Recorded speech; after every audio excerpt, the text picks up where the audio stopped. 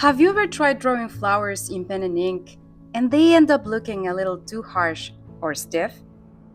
Today, I'm going to show you how to draw a simple daffodil using just one pen, and more importantly, how to make it feel soft, dimensional, and full of light using only line work. And before we even start inking, I'll walk you through the exact shading techniques I use so you can have a hint not just about what to do, but how to control your lines with intention. By the end of this video, you'll be able to take a simple flower like this and make it feel alive on the page. Let's get to it. Before we begin inking, I always like to build a simple sketch.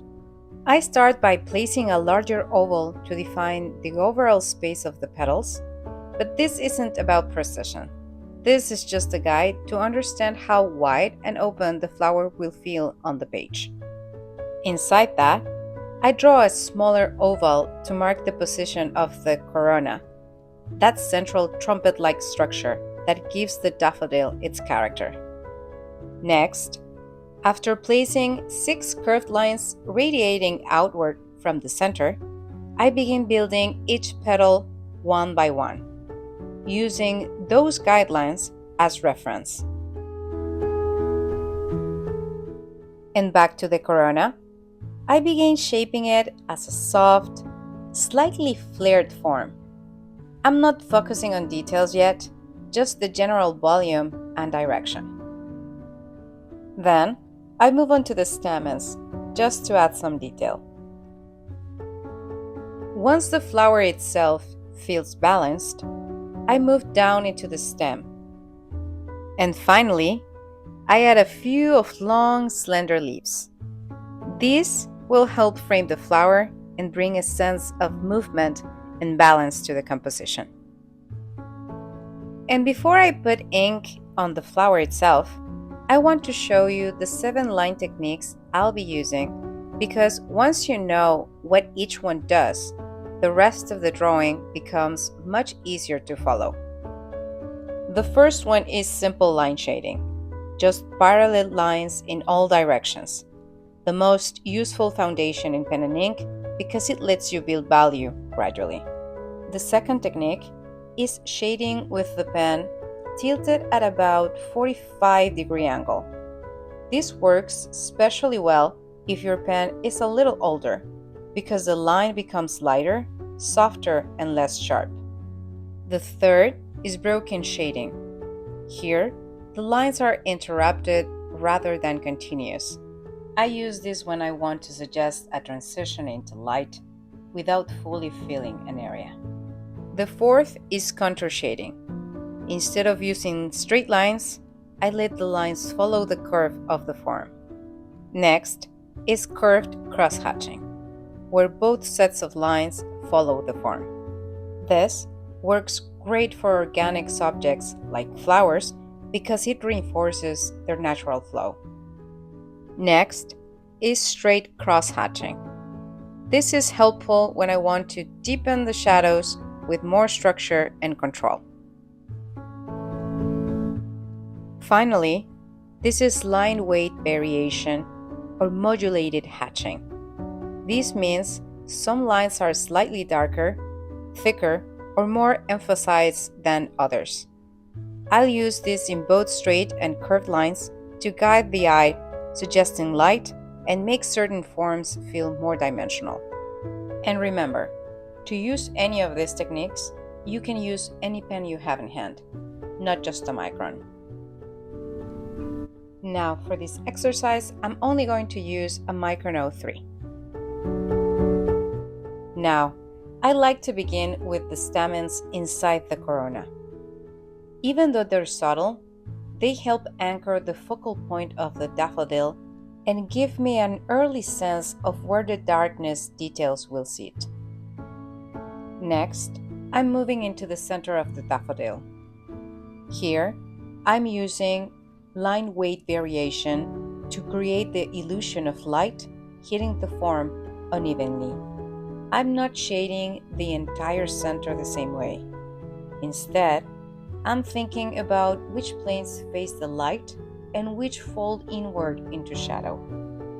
Near the vase, I start darkening more heavily because that's where the form tucks back and overlaps with the petals. And before I move through all the petals, I like to pause and mark the deepest shadows in the drawing. These are usually the overlaps, the tucked in areas near the center, and the points where one form disappears behind another. And now, back to our cone, I'm just going to create some volume with small parallel lines around the area that falls to the light. And if you're enjoying this very detailed pen and ink video, make sure to subscribe because I'm building more tutorials like this one. Slow, clear, and focused on helping you really understand how flowers work on the page. And now, back to our flower, I'm only creating some depth by placing a few darker lines coming out of our cone. Now, I'm inking the first petal almost like a demonstration petal, the one where I slowed down the most and really explain the decisions. I start by following the natural direction of the petal with contour shading. This is important because petals are rarely flat. Then, I add very light hatching to begin suggesting volume. In the lightest areas, I use broken shading so the surface still feels luminous. I don't want to fully cover a petal that should feel soft and open to the light. Near the base of the petal, I gradually increase line density because that's where the petal dips inward and meets the darker center. And this is one of the biggest ideas in floral inking. The closer you get to the flower's core, the more values often compress. And remember, if you're unsure how dark to go, start lighter than you think. In pen and ink, you can always add more lines, but you can't take them away. And once I've established that first petal, the rest becomes a matter of repeating the same logic while responding to each petal's direction. Some petals are facing us more directly, so they need softer value transitions. Others turn away or fold behind the center, so they can hold stronger shading and a little more cross-hatching. I'm still using the same family of techniques: line shading, broken shading, contour lines, and eventually, in some places, I'll use a bit of cross-hatching to deepen the form. What I'll be trying to avoid is treating every petal the same way. Because even though they belong to the same flower, each petal catches light differently, and the variation is what makes the flower feel alive. I'm also being careful not to outline every edge too heavily. In many areas, the shading itself is enough to define the form. And this is usually the stage where the drawing starts looking a little awkward before it really comes together. So if yours ever looks strange halfway through, that's completely normal. Just keep going.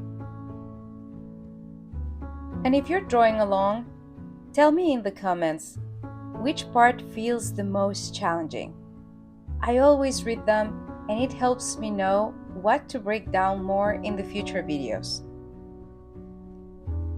With that said, I'm going to go silent for a moment so you can fully enjoy this process.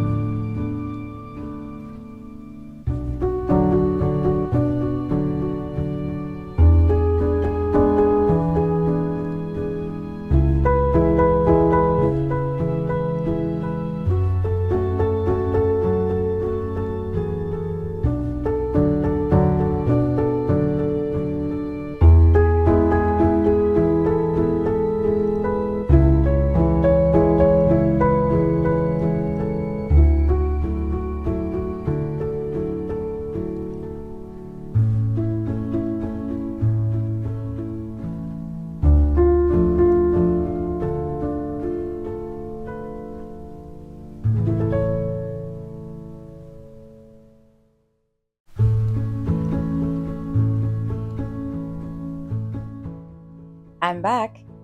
Now I'm returning to the base of the cone to build more volume and connect it more convincingly to the petals. This area needs a stronger dark because it acts like a visual hinge between the center and the outer flower. The key here is not to overdo it. I want enough texture to describe the surface, but not so much that it becomes visually noisy.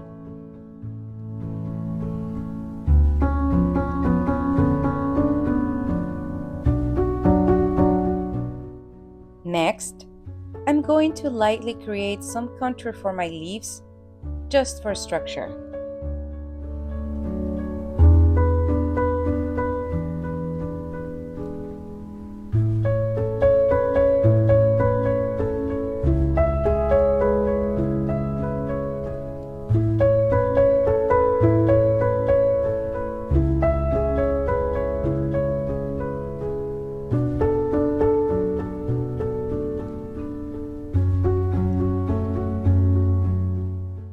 At this point, most of the structure is there.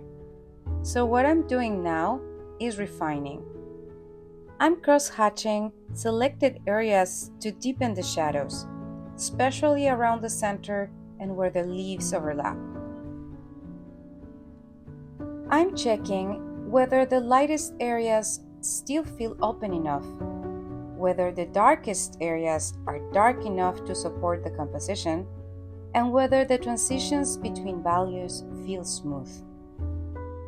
This final pass is less about adding random detail and more about editing with lines.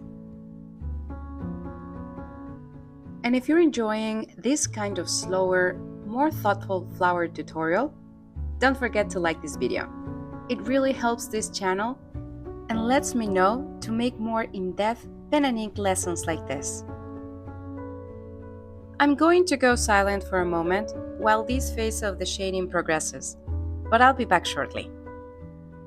In the meantime, pay attention to the lines I'm creating, how I'm switching between parallel lines, cross-hatching, contour lines, and more, all in an almost chaotic harmony to build the texture and volume I'm looking for.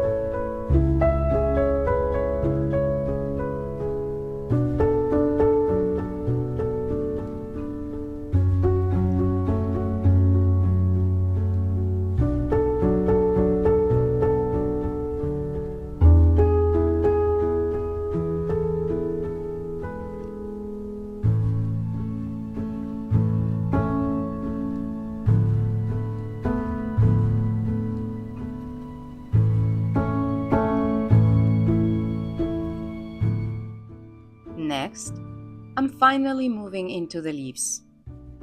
Leaves are a great place to use contouring and longer directional strokes because they naturally guide the eye through the composition. I'll also start shading the stem by following the length of it with gentle lines that reinforce its shape. Moving on, I gradually darken the areas that turn away from the light, and on the leaves specifically, those areas that tuck behind the stem as well.